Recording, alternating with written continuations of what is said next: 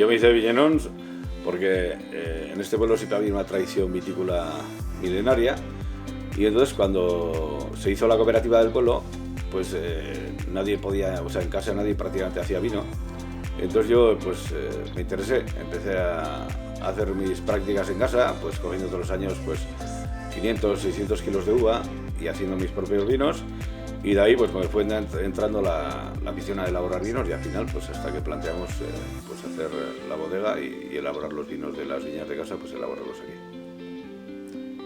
Yo por mi parte pues siempre he dicho que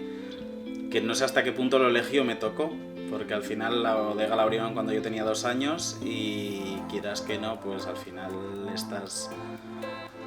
o te entiendes con la bodega o acabas odiándola. Son las dos opciones que tienes cuando vives de ello. Entonces, pues bueno,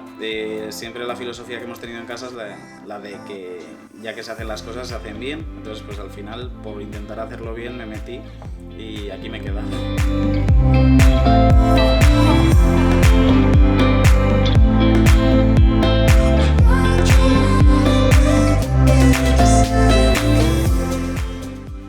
Pues en las viñas, como nosotros ya llevamos muchos años haciendo la viticultura que hacían el padre y el abuelo, pues que ahora se llama viticultura ecológica, pues los trabajos aquí más importantes en la viña son siempre el controlar la hierba, porque pues estamos en una zona de pluviometría bastante alta para lo que es la viticultura, y entonces pues es importante controlar la hierba, que no se te suba mucho. Y aquí pues bueno, hay años que hay problemas porque la humedad tampoco no te deja pues darse una pasada con el tractor, y bueno, y luego ya pues una vez que has controlado la hierba, pues luego es el tema de enfermedades, ¿no? Sobre todo aquí el mildio es una enfermedad que está todos los años y es algo que hay que controlar, y bueno, siempre estamos ahí en la pelea con ese tema. Yo por mi parte lo que intento implementar un poco es lo que he ido estudiando, cómo poder mejorar un poco los vinos una vez llegan a bodega, todo lo que es la entrada, la recepción,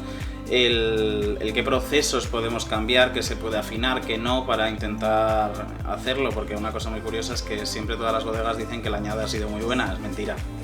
Entonces hay que saber qué hacer con cada añada, y pues lo que me gusta y lo que disfruto e intento hacer es leer